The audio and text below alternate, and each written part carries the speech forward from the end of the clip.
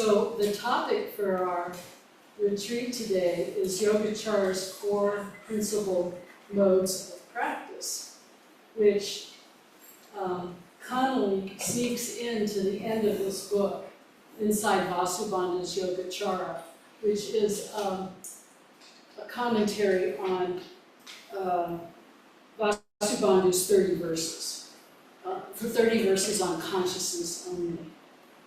At the very end of the book, Connolly says that this and Vasubandhu's 3 natures, which we studied during our intensive in March, that those books suggest these 4 practices that we're going to take a look at today.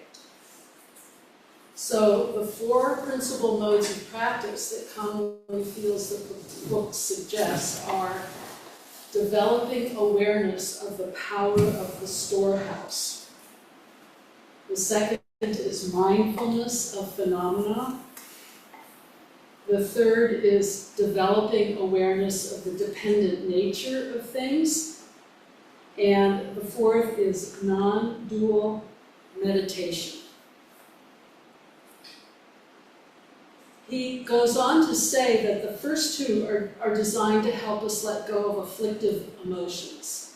And the second 2 help us let go of delusions, particularly that there's a world out there and there's a me over here and that we're separate. We're separate from that world that we see out there. And this delusion that we're separate is actually the fundamental delusion that we human beings carry with us as we go through our lives. So what this means is that the first 2, and this is just to give you a little historical perspective, and remember Vasubandhu's writing in about the 3rd or 4th century AD. The first 2 derive from the Abhidhamma teachings, which were an attempt to, in Theravada Buddhism, to synthesize the teachings of the Buddha and come up with a kind of comprehensive map of the human mind. And the second 2 are from Mahayana teachings, which is what Zen is closely associated with, or a part of, and which emphasizes the bodhisattva practice of helping all beings to become enlightened. And Vasubandhu, his main thrust was to combine those 2 schools, which can sometimes seem very different from each other, but he actually brought them together and was attempting to show us how they complement each other rather than contradict each other.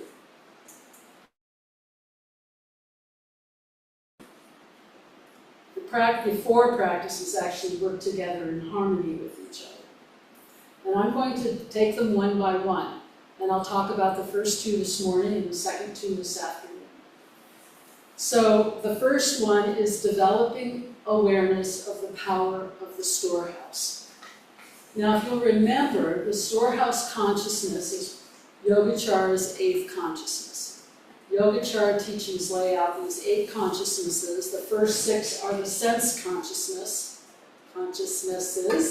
including the mind, and then manas is the 7th, and manas is essentially the ego, the sense we have of self, of a me. And the 8th consciousness is the storehouse consciousness, which stores the seeds, or the karmic seeds, that we've come into this life with and that we've cultivated during this life. So residing in the storehouse consciousness are all those karmic seeds, which then create propensities in us to respond to the world and to events in particular ways, based on the kind of karma that we've created. And I think I'm really taken with this practice, developing awareness of the power of the storehouse, not just of the presence of the storehouse, but of its power, and how, powerful those karmic seeds are, and how they function so unconsciously in us, and yet determine so much about how we act and the world that we then create based on those actions. Connolly says we can directly know what conditions come together to form this moment. I'm sorry, I read that completely wrong. We can't directly know what conditions come together to form this moment of consciousness. So in the storehouse is all of our conditioning, everything that has conditioned us throughout our lives and everything we've done to either reinforce or undermine, soften that conditioning. And you know, if we reflect on the dependent nature of things, which we'll talk more about this afternoon, but we've studied that during the intensive, how everything is dependent on everything else. So if we reflect on that dependent nature, the seeds of karma that are stored within us are very, very, very complex, and we actually can't really know what's there, much as we'd like to. So we develop, to develop this awareness of what's in the storehouse, we are first instructed to recall, to develop the awareness of the power of the storehouse. The first instruction is to recall the vast unknowability of the degree to which we are conditioned. The vast unknowability of the degree to which we are conditioned. And second, you know, we're using conditioned here in a very ordinary way, you know, the way that our lives and events and the people around us, our schooling, etc., condition us. And second, to be aware of what arises in the mind. So by doing those two things, to recall the vast unknowability of the degree to which we are conditioned, and to be aware of what arises in the mind, we begin to come to some understanding of the power of the storehouse. The power of karma is awesome. And we can be mostly unaware of how it's acting in our lives, or how we are reacting because of this lack of awareness. So much of what we experience is conditioning manifesting itself. And this does not belong to us or to anyone else. So we're pointing to the no-self quality of this. None of this conditioning belongs to us or anyone else, though we may feel that it's all about us. And this is where our power actually lies. Our power in relationship to the strength of what's stored in the storehouse consciousness. Whatever is arising, and however much we may not know why we are the way we are, we have the opportunity to create beneficial intentions and to act in ways that create harmony, kindness, well-being, happiness, by acting beneficially. We're rarely in control, but at this pivot moment, we are in control, because we can make this choice to create harmony and well-being and kindness. Connolly says, knowing the awesome power of the store consciousness and knowing our tiny momentary opportunity to participate in this great unfolding, we can be humbled, ennobled, and inspired to do our best. Humbled because we're dealing with this powerful storehouse consciousness.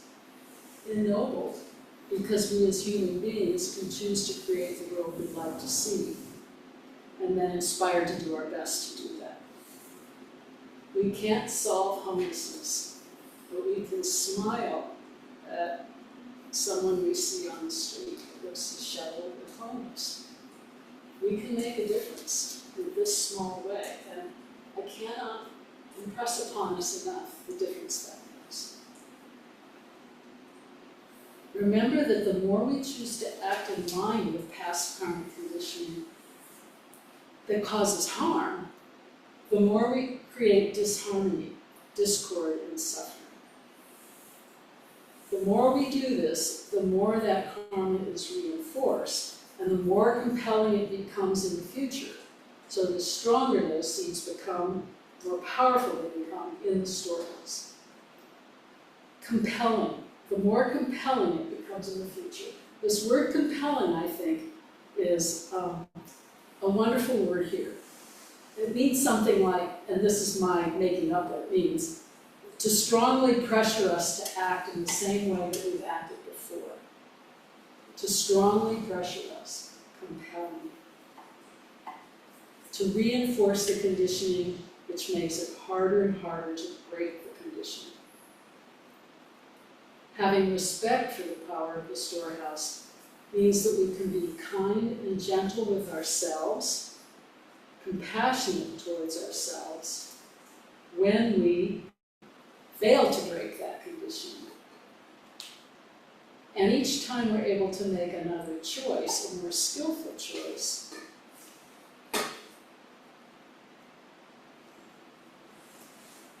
we plant the seeds of a different outcome. We can intentionally sow seeds of joy, and it's worth the effort. This is one way in which we can let go of afflictive emotions. So if you remember, I said the first two practices help us to let go of afflictive emotions. And so this is what we've just laid out is one way to go about doing that.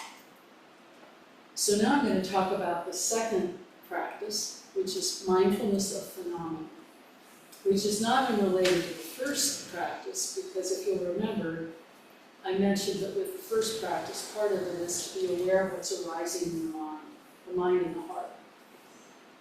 So, mindfulness of phenomena. This is something we're all pretty familiar with, I think. It's a central part of our practice. Pay attention. So it's also, as I just said, it's also a way of developing an awareness of the power of the storehouse. So through mindfulness, paying attention to what's arising in our minds and hearts and our bodies, we begin to see that thoughts and emotions, sense impressions, memories, plans, stories, seem to appear and disappear, often at a very fast rate. They are not who we are in any kind of permanent way, and they are not as solid and real as we think. So I think it suggests that we could ask ourselves, how true are they? These thoughts, emotions, sense impressions, memories, plans, stories. How true are they? So mindfulness stabilizes and focuses the mind. We can begin by focusing on the breath or on the body. That can be helpful as a way to start. Once we become quiet, we may begin to notice whether something that's arising is pleasant, unpleasant, or neutral. Because you know when something's pleasant, we grab for it. And when something's unpleasant, we push it away. And when something's neutral, we ignore it. And right there you've got greed, hatred, and delusion, the three poisons, right? So we can notice when something's pleasant, unpleasant, or neutral.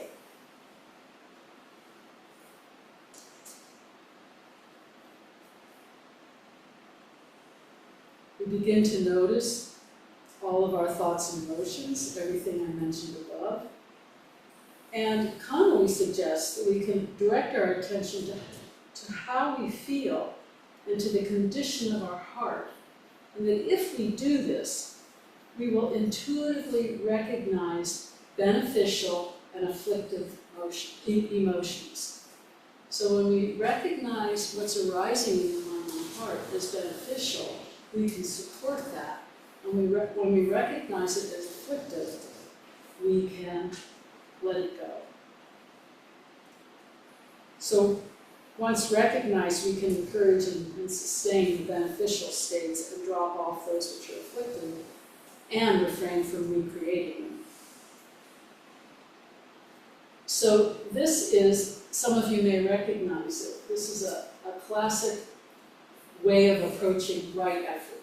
You know, Noble Eightfold Path has these 8 rights, and one of them is right effort.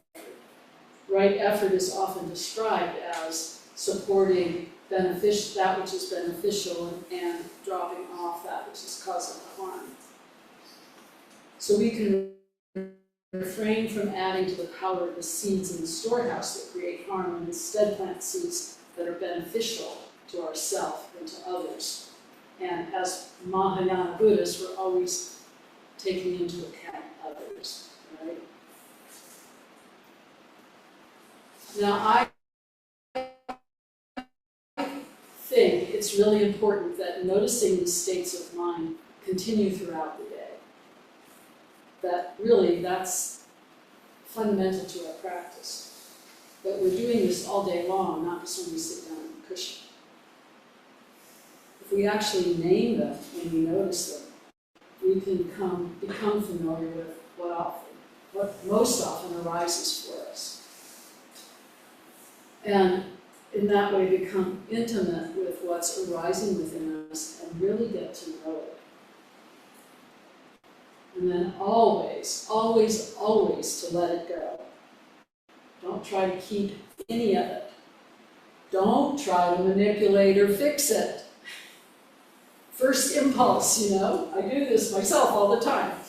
Don't try to manipulate it or fix it. And skip the congratulations if you've got something beneficial arising, and skip beating yourself up with something negative. Seeds of peace that are planted in the storehouse consciousness are just as powerful as seeds of discord.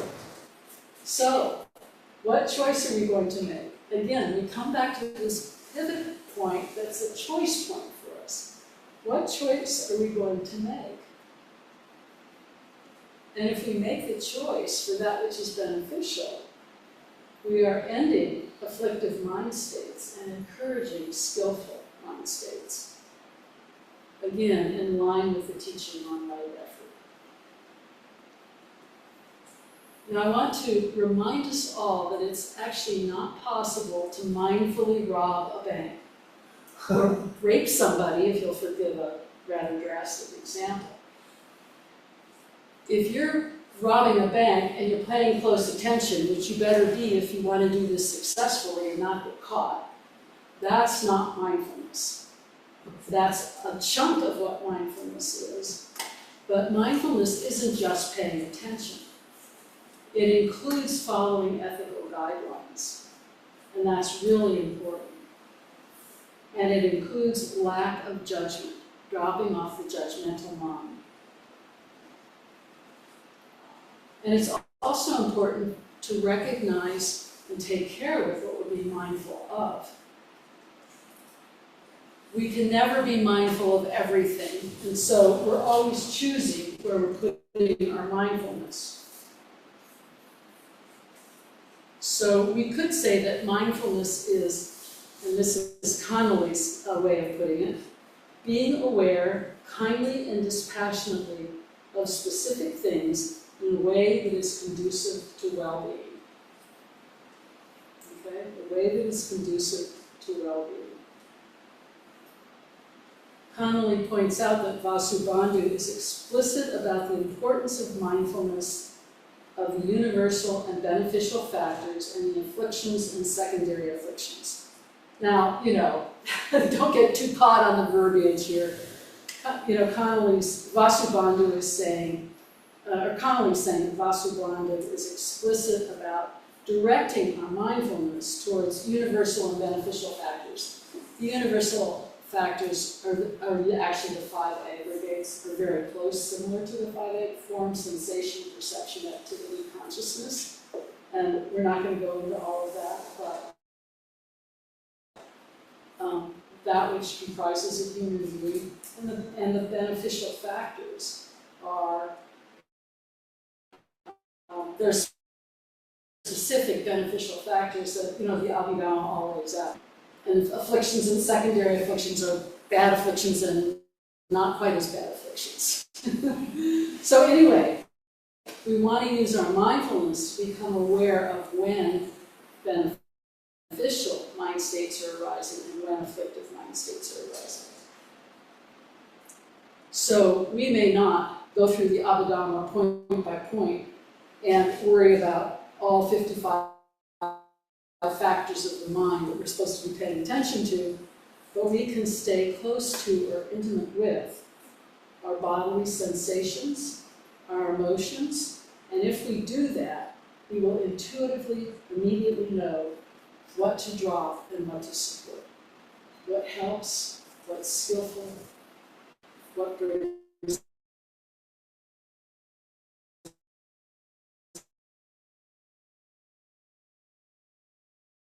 kindness and harmony, and what make practice of practicing with this is what it amounts to. You know, of coming back over and over again to this practice, because we're not always going to succeed, right? I mean, sometimes our fuses and just like that, always well-being, we've hurt someone.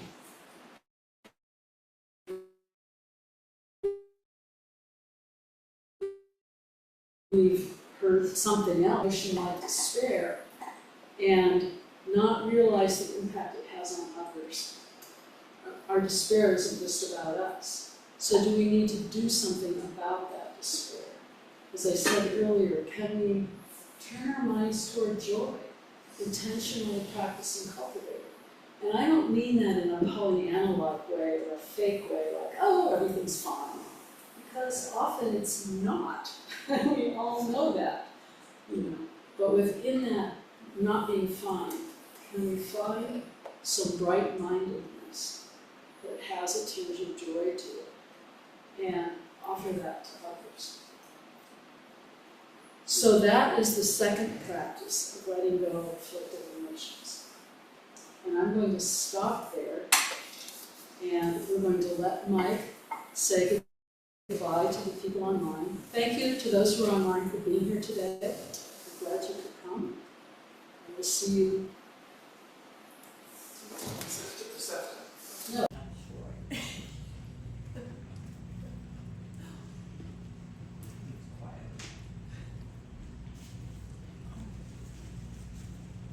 We're all still here. Excellent. So this afternoon, we're going to talk about the other two of the four practices, developing awareness of the dependent nature of things and non-dual meditation.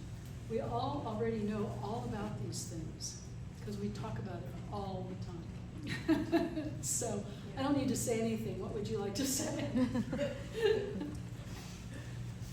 So, developing awareness of the dependent nature of things. And if you remember, the dependent nature is the second of the three natures that Vasubandhu talks about in this book that we studied at our spring practice period.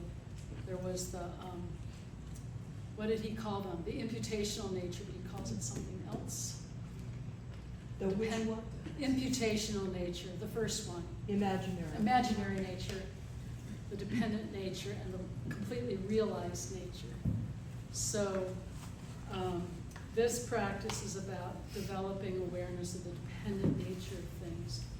And I think we all get the Thich Nhat Hanh piece of paper thing. I still think that's just such a great example. You know, Thich Nhat Hanh took a piece of paper and said, in this piece of paper is the whole universe.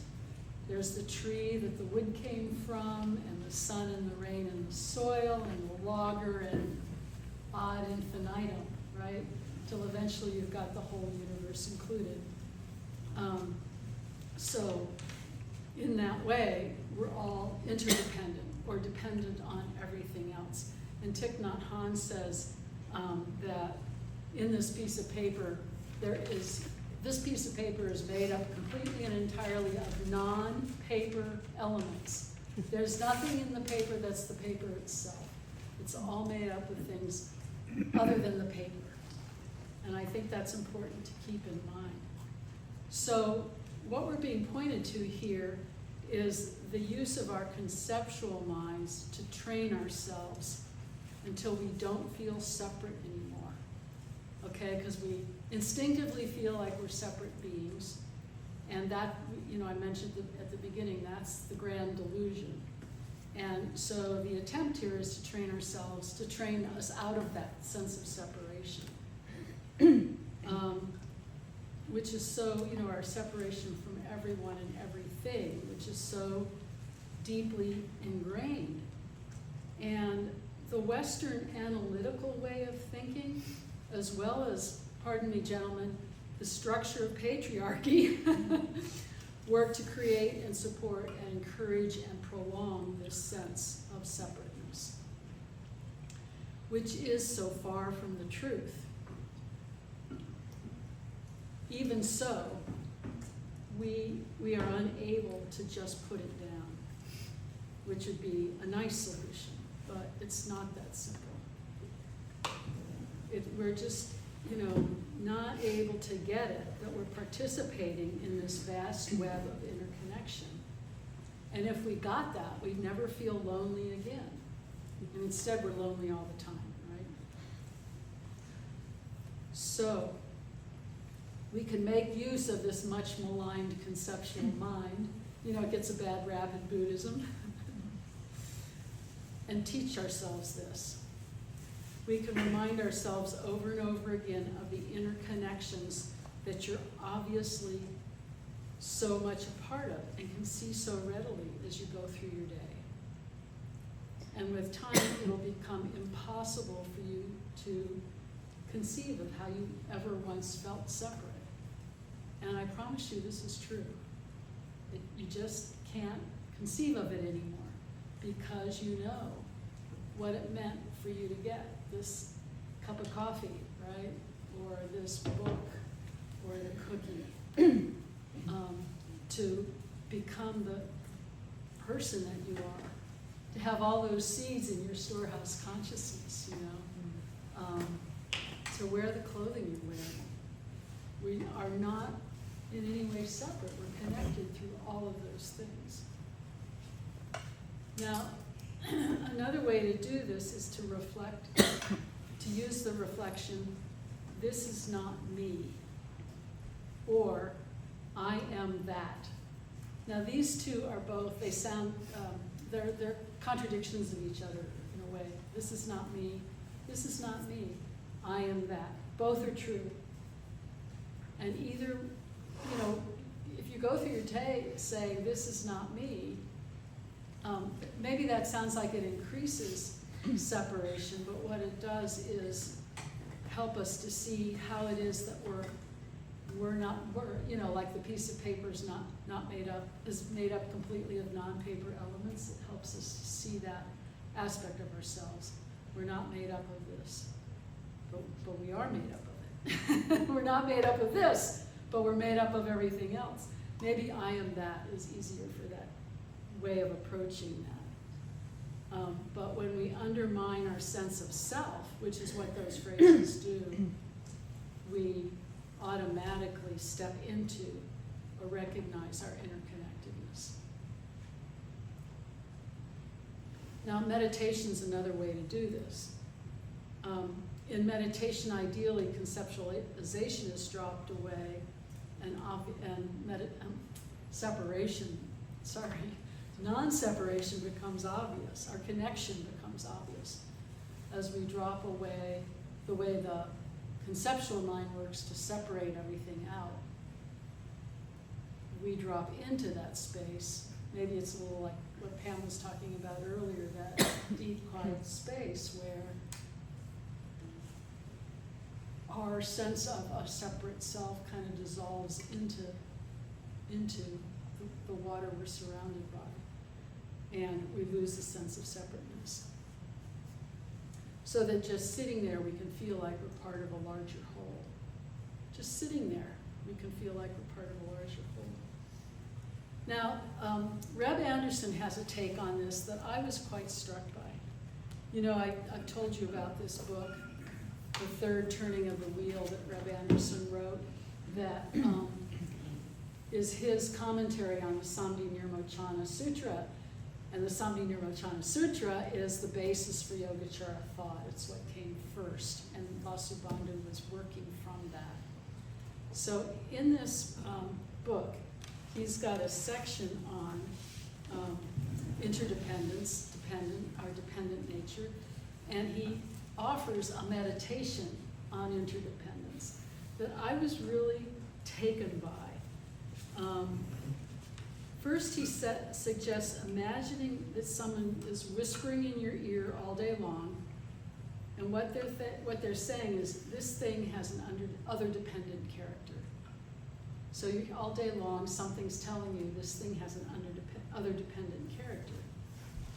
This phenomenon, this is part of the whispering, this phenomenon is a lack of own being in terms of self-production. So own being means it's a lack of a self in terms of self-production. That is, we can't make ourselves. We can't make ourselves be ourselves. It comes from everybody, everywhere else. Okay, so that's kind of maybe a little awkward the way he words that to our minds, but he's using the scripture as a basis. So this thing can't keep itself going another moment. So that's what's being whispered in your ear. This thing has an other dependent character. This phenomenon is a lack of own being in terms of self-production. This thing can't keep itself going another moment, which is interesting. I mean, we can't keep ourselves going another moment all by ourselves, right? Okay. Then he says, and this is the part I find really astounding, one way to get at this meditation, that is meditation on the other dependent character of all beings and things, is to receive what is given. Now, he doesn't just mean, that Annie walks in and says, Reverend Vivian, I've got some cookies for you. And I say, oh, thank you. And I've received what's been given to me. He doesn't mean that. He means when something happens, receive it. Understand that what's happening is being given to you. And meditate on that. And look to see whether or not you're receiving what's given, or whether you actually think that you make what's happening happen. Yeah, isn't that great? Of course we think we make what's happening happen. If an action is happening, see it as being given to you. You aren't doing it. Because in fact, it is being given to you. So we think that we're making our actions, we think we're making our life, we think we're doing our life, but he's saying, actually, we're not doing our life, we're receiving. We're receiving our life. Or if we think of something, like cancer or broken arm or, a disaster, if we think of those things as given, we think it should not have been given, right? We don't want it. So consider saying thank you when the cancer is what is given to you. So whatever arises in your day, thank you for giving me this all day long. Carol, I want to hear what you have to say after you try this. Carol always tries things. So, believing in, now this is Reb again, believing in self-power, that we're doing it, we get things by taking them rather than by having them given to us, So we get things by taking them rather than by having them given to us. As we meditate on the other dependent character of our moment-by-moment life, we move from a feeling of pride or shame to a feeling of gratitude. We move from, I did this and I'm proud of it, or I did this and I'm ashamed of it, to I received this. Gratitude arises for the life that we are given. So I find that to be a very interesting practice. As Connolly points out, we can also use this sort of rational mind thinking to take things less personally. So many situations are not about us. You know, he gives an example of a couple getting into a squabble, you know. And you know how it is. You think you're right and they're wrong, and pretty soon you're butting heads. But actually these things arise from a cajillion causes and conditions, right? So your spouse's current anger may be directed towards you, but so much is dependent on it other than you, and we don't consider that. There are so many causes and conditions that are contributing to that anger. There may be something about you in the situation that you really need to pay attention to. So that's an aspect of it, but another aspect of it is maybe none of this is personal, and we don't have to take it so personally. You know, maybe Galen shutting down on Friday evening, it's not personal. No. You know, it's just how Galen copes with being exhausted. Yeah. So, connecting to this infinite web that we're a part of can bring wonder and joy. It's kind of like the storehouse, you know, it's a mystery. We can't know it, but connecting to it, it might be worth the effort for coming to that place of wonder and awe that we come to when we're faced with mystery, right? Okay, so that's what I'm going to say about the practice of becoming aware of the dependent nature of things. And the last practice is non-dual meditation. And of course, this is what we do. This is our meditation practice. So I say you all already know all about it, so I don't have to say anything, but I will anyway, because I always do that. So, and you know, because our meditation is non-dual, and you know, I feel like I should say something about, well, how is it non-dual? And I don't know that I can. You know, it's so hard to put non-duality into words. But our meditation practice, you know, we sit down and stuff arises and it comes and goes, and we let it go. We don't get involved in any of it, and we're just there in the middle of it. We're not separate from it. It's not separate from us. It's not over there and we're over here. It's all of one piece, you know, and we're sitting in the middle of it.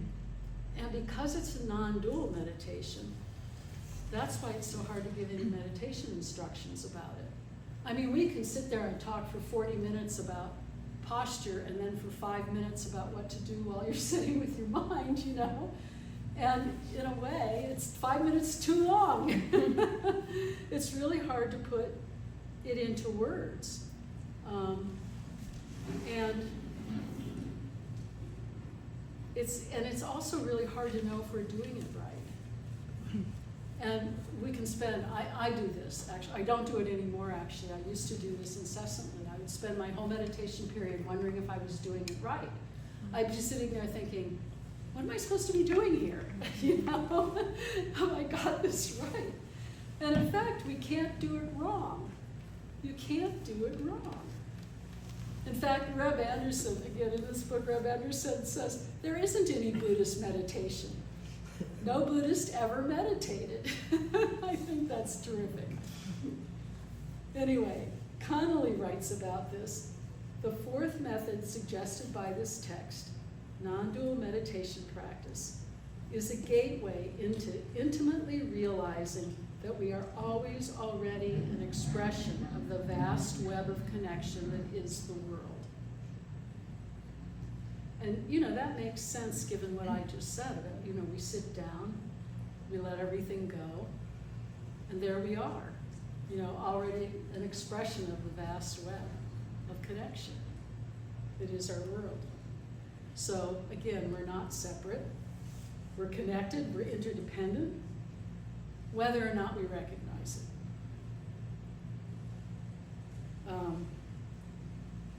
And whether or not we can admit it to ourselves. You know, sometimes we don't want to admit it to ourselves. And I would add to this that, you know, I would bring in here the third nature, the completely realized nature, I would say we are always already completely realized. We are always already completely realized. And sitting in our non-dual meditation, we're really present to that already realized nature. We live within the completely realized when we know the dependent nature without any conceptualization. So we just talked about conceptual ways to come to know the dependent nature, but when we sit in non-dual meditation, we know that dependent nature without conceptualization, without thought, without thinking. I mean, we may be thinking. That's just part of the dependent nature. And when we know that dependent nature without conceptual thinking, that's the completely realized nature. So I think that short, pithy meditation practices, meditation instruction for us would be just sit. Don't do anything. Don't do anything. Or just plain, just sit. And we've all heard that. But these are actually complete instructions for meditation practice, though maybe they're kind of frustrating, you know? Yeah. So, for those of us who are frustrated, there are pointers that are given in meditation texts. Attend to the sensation of the breath. So this is something that, in our tradition, you know, we throw everybody in the deep end and we tell them to just sit. But really, you can start out by paying attention to the breath. Allow your mind to rest on the breath and know your breath. Or attend to the sensations in the body. These are ways to begin to enter into this non-dual meditation. Let go of all judgment. Let go of all analysis. Let go of all conceptualization. Let go of everything, actually. Just let it go. But this gets even better in a minute. Don't think about whatever's arising, including our thoughts. So don't think about your thoughts. And let go of all goals. Don't think you're going to get something out of this. And let go of wondering if you're doing it right. Okay, so those are pointers. They're not the thing itself, but they point to it. So then we see, as Connolly says, ultimately the practice is ungraspable. Non-dualism is inconceivable. And so is reality, for that matter. Reality is ungraspable and inconceivable. As a little exploration of the interdependent nature will suggest to you. So Connolly says, just rest in this. Just rest in this. Sit down and rest. Isn't that lovely? Just sit down and rest. Sit without trying to do something or make something happen. Okay? Just sit. No need to add anything extra. And then Connolly says, this is my favorite, let go of letting go. Let go of letting go. So even forget about letting go. Just relax and sit. Practice is already, always realization. Complete realization. And you know, Dogen's been telling us this for centuries, but I won't quote him. Okay, so I'm going to wrap up here in a second. I want to review I just want to rename the 4 practices so we've got them in mind. Developing awareness of the power of the storehouse, mindfulness of phenomena, and those are the 2 Theravadan ones that remove afflictions. Developing awareness of the dependent nature of things, and non-dual meditation are the 2 Mahayana ones, which are concerned with being available to other human beings. So I'll just quote the Most Excellent Mirror Samadhi, preserve well, for you now have. This is all. But I have to add a little. Connolly says, these practices and all the teachings in this book. Now this is great. This is the ultimate, this is the end of this epilogue. These practices and all the teachings in this book are intended to serve one central purpose: to promote the well-being of everything. To promote the well-being of everything. That's why we do all this. And, you know, every day I go to my altar after I do morning service. And I'm sorry, I go to my altar at the beginning of morning service. I know when I do it.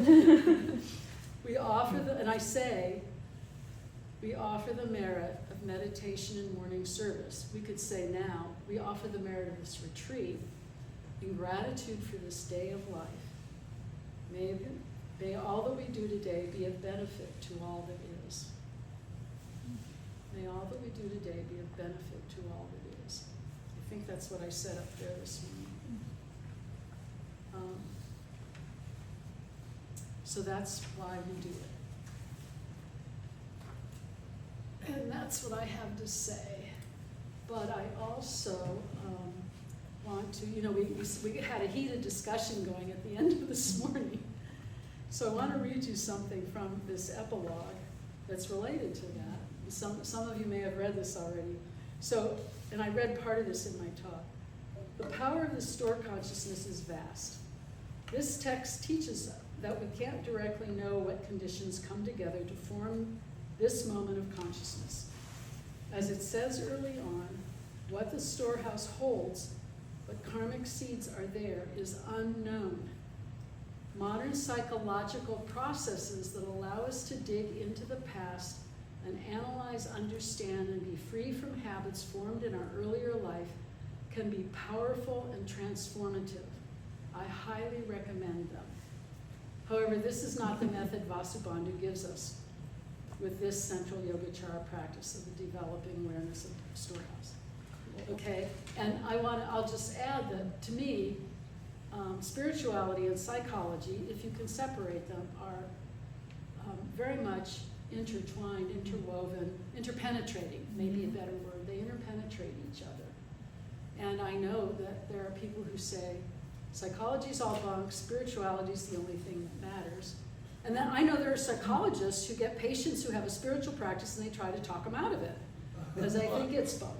So, but I in fact think you need both of them. Yeah. It was terrible. Violates few codes. And so I just thought I'd offer, you know, what Connolly said there about the delving that we do to find out, you know, as some of you were mentioning earlier, to find out, you know, what's created those seeds in the storehouse is all very productive exploration. And there are other things as well. So where do we want to go from here? Who wants to pick that up? And Pam, you had to think about the self, too. No, I was just thanking you. Oh, I know you were, but I was just remembering that we also wanted to talk about the self. And poor Mike's trying to turn off the recording.